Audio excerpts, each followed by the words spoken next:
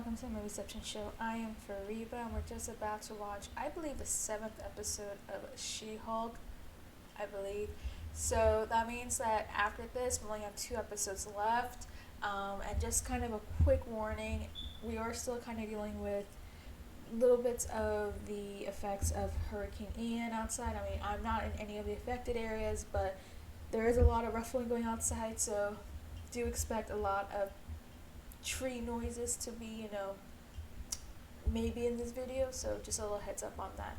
But yeah, no, talking about She-Hulk, as I mentioned in my last reaction video, I am slightly concerned with the direction of the series, because yes, it is supposed to be a comedy, TV show where each episode is kind of focusing on its own thing. It's supposed to have, aspects of all, everything great about comedy.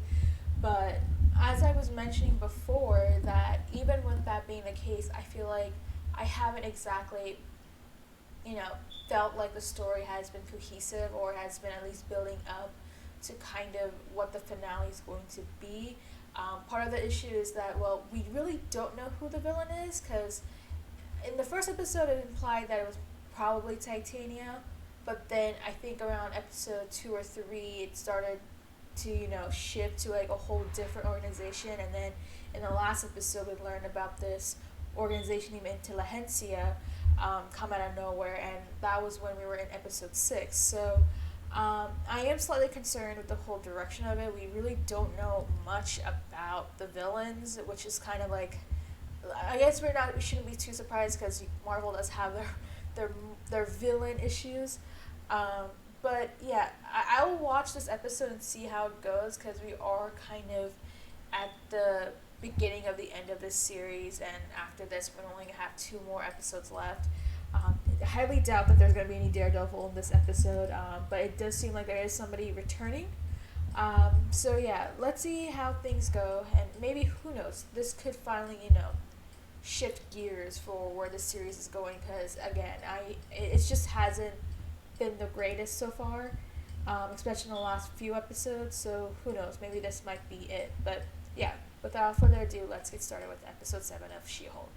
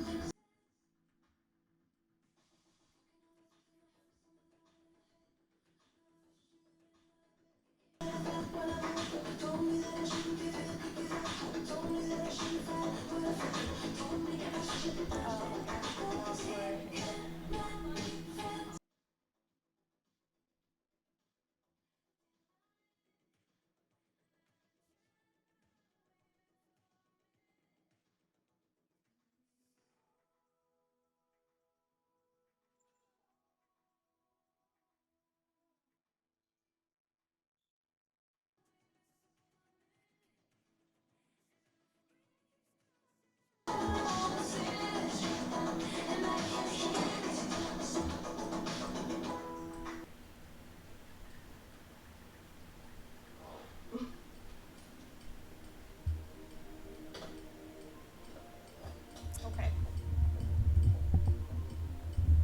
Smash. Okay. No, I'm waiting for a text from Josh. Okay, that's enough for you. You need to set a limit so that you don't keep checking that during work hours. What about just hourly? No, it's just the first 12 hours. Yeah, okay. Don't tell me this is gonna go into that loop.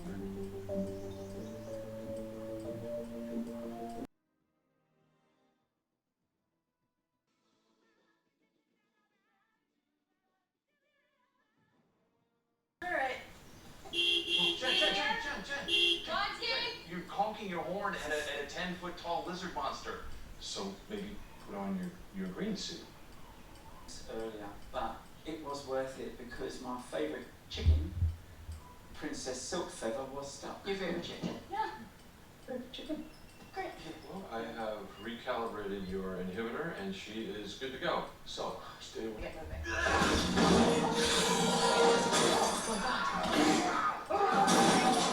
Hey! What the hell?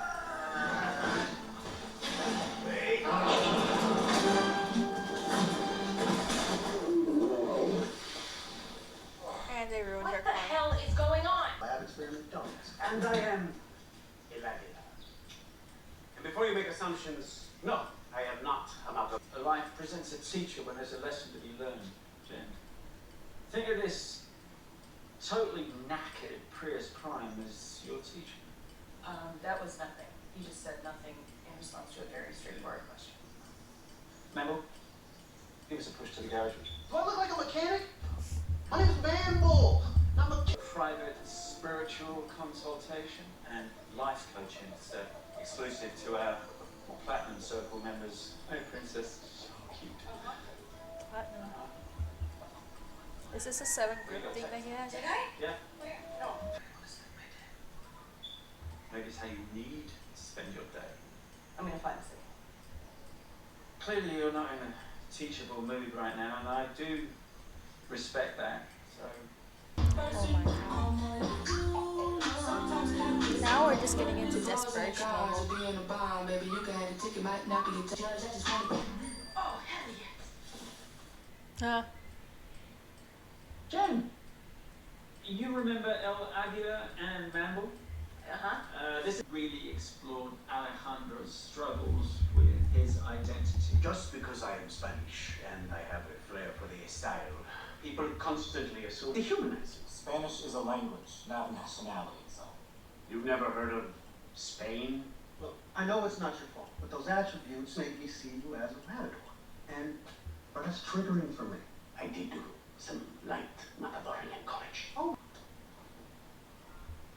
You want to take your suit off today? I just feel safer with it on. Thank you.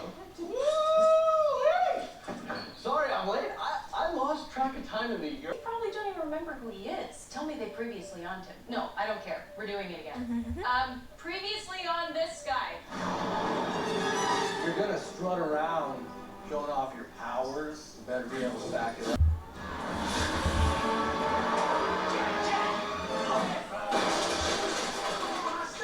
It's cool, let it go, man. I'm allowed to be angry. This asshole and his friends attacked me behind my apartment. Yeah, Jennifer, darling, I'm gonna need you to sit in the calming chair right now. Right now. Okay. What it did was make me and my boys act like idiots. Rolling up on you like we were some super villains or something. Oh, you attacked a woman 4-1. You absolutely were super villains. I hear you, Jen, and I take radical accountability for my actions. And When we Made it out. first off, ew. No, when we slept together for the first time. Another directing. Okay, are you two married? Come on. Yeah, actually, could you switch seats with someone, anyone? Are you happy? Feel just a little unhealthy. Thank you. So, how many dates? 3. What was the last thing you texted?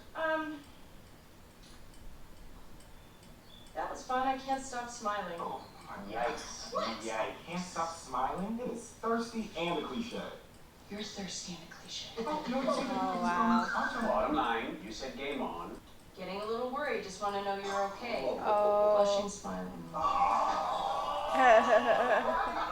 Why would you do Wow. that? I don't know. I was freaking out, It's okay? like a real bad look. I know. Would they like me if I didn't have all of this? Like if I was just Jen? Would the same guys who like She-Hulk stick around for Jen? Because some of them don't. And that sucks for Jen because Jen is great. And no one cares when they're She-Hulk. So like I meet this guy who actually likes Jen and that just felt good to know that. Where does he live? That's good. That's right. He's got it out. Whoa, Big Mac, please. No, Mangold is correct. Josh has made an enemy of this entire group. Nice! Nice! You've been warned about using bioelectricity in group before.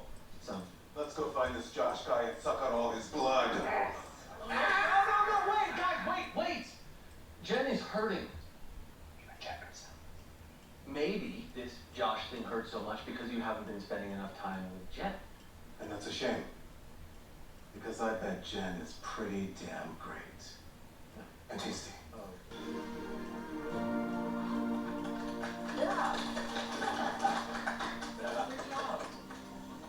I gotta say, that felt really good. Felt really good for you. Okay, who is this underneath the suit? Too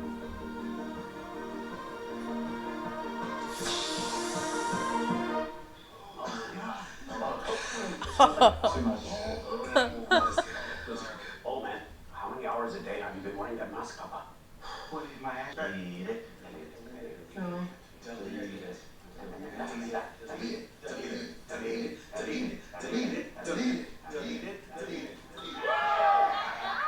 Okay.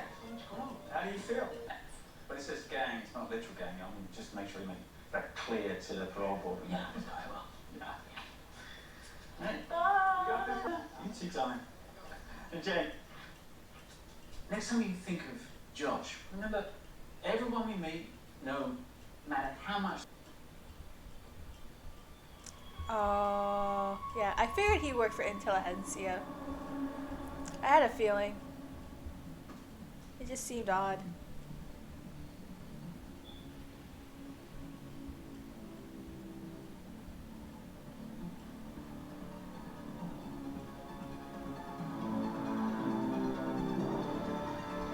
What in the world?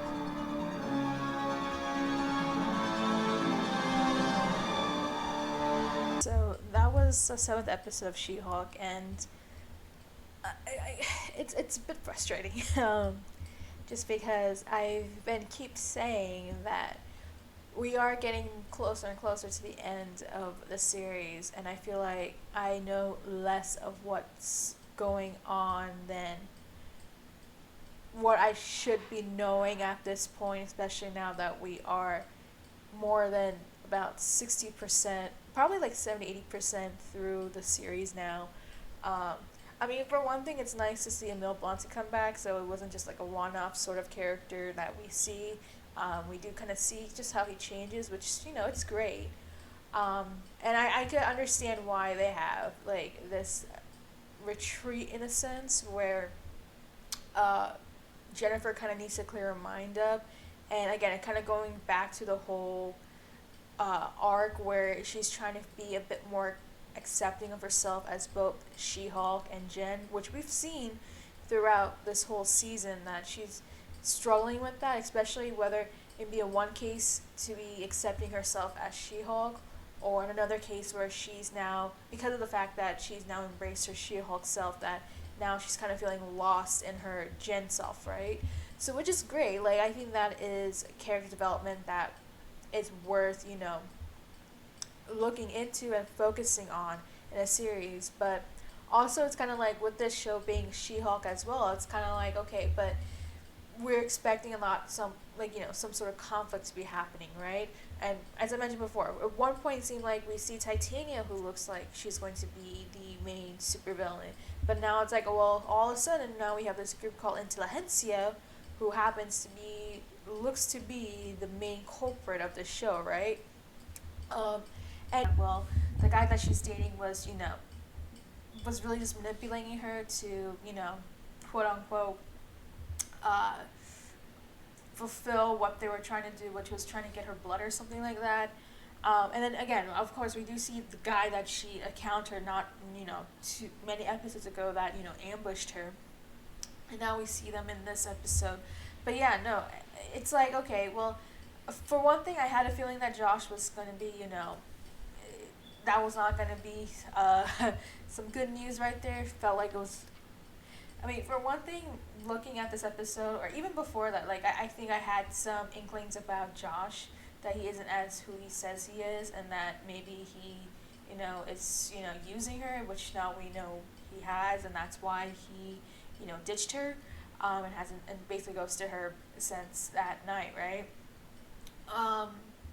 But it's kind of like, again, we're just about 2 episodes away. There's only 2 episodes left.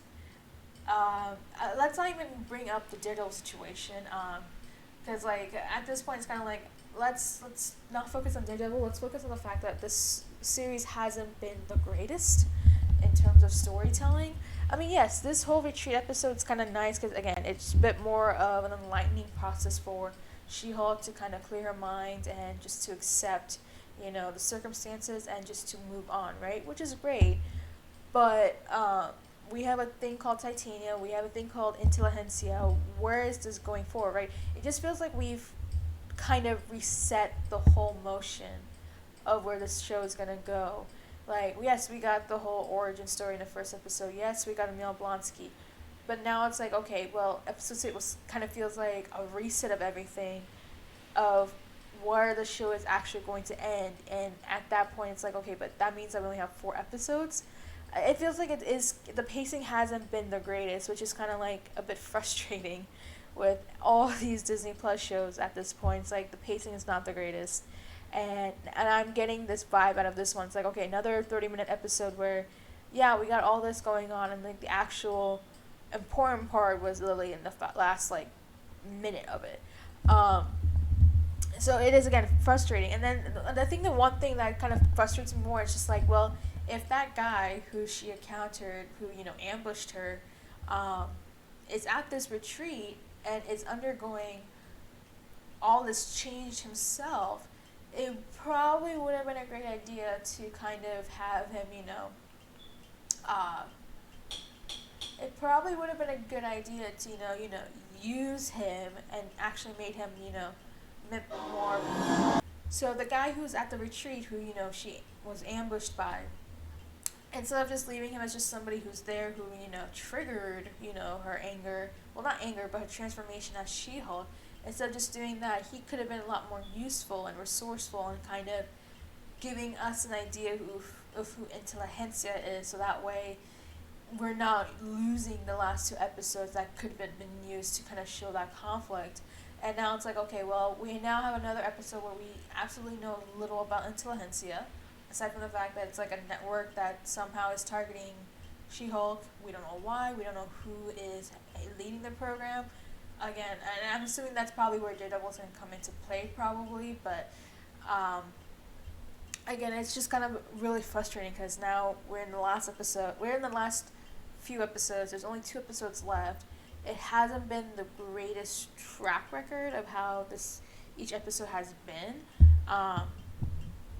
But yeah, and I know a lot of people are addressing more of the comedy aspects of it, where it's like there hasn't been too many laughable moments. I mean, I would say for one thing, the whole session here was pretty charming, because it just shows how like everybody in that group is willing to help and heal Jen's like emotions, knowing that like, well, she's dealing with this not like this thing that's in the back of her head, right? Like the one thing that's bothering her, and it's like everybody's helping her to kind of relieve off all that anger, all that worry, all that anxiety, and that's great. I think that was something that was really purposeful of this episode, which is I think that kind of works in some cases as like a comedy show. But also, I'm kind of looking at this as the big picture, and it's like, okay, we've got 9 episodes for the series, and I just feel like I haven't learned anything aside from just like Jen's origins, which again is very important to know what her origin is, how it happened, where it's gonna go. But now it's like, okay, well, I'm not getting the full picture of it, and that's where it's like I'm getting a bit annoyed by. But yeah, and I think that even the worst case is that each episode's only like, technically this one was 35 listed, but I think it was really just 30, maybe even less than that. So each episodes are not even that long either. So it's kind of like, okay, how are they going to resolve everything in the last 2 episodes? Like, what's gonna happen with Titania? What's gonna happen with Intelligentsia? Who is she gonna be facing by the end of the episode? Like, who is the main villain, right? And I think the other issue being that it's like when you have so many villains, that makes the whole thing so disjointed, and it's kind of like, okay, I don't know where it's going. The story's all over the place. I feel like the story's right now all over the place. But yeah, no, I'm just kind of like, I mean, in the sense of what this episode is, yeah, it's really effective for what it is, trying to help heal Jen's annoyance, frustrations, and everything like that. But I feel like if you're gonna have this sort of episode, that should have been much more earlier on, like in episode 4 or 5, and not like in episode 7 where we're about to reach the end of the series. So yeah, that's all I really have to say. Again, it's kind of like, I know a lot of people are tapping out of the show. I personally will continue watching it. I didn't expect any Daredevil. That's something that I kept my expectations low at this point, and so looks like there is no Daredevil, of course, today. Maybe next episode, who knows? I mean, again, at this point, it's just like I don't really even care about the whole Daredevil thing. I'm just kind of like a bit concerned about the whole direction that the show has gone. It's like a concept that could have been great, but it just wasn't executed right. But we'll see how things go in the last 2 episodes. I mean, again, it's just another disappointing series that you have to kind of watch. But yeah, I mean, we'll see how it goes. So yeah, let me know what you think. Are you as frustrated as I am about the show in general, for the same reasons, knowing that there's just so much jumbleness going on with the whole story, where there isn't really a straightforward plot going on, or that there's just, they're gonna try to conclude this series knowing that there's only 2 episodes left? Do you agree with the whole situation I've been saying about the whole pacing of it, and how the execution hasn't been the greatest? How do you think they should have done it, right? Do you think there's too many subplots? What do you think is the actual main plot? And how do you think they're going to try and end this, if there's any way to really redeem it? Let me know in the comments down below, and make sure to like and subscribe.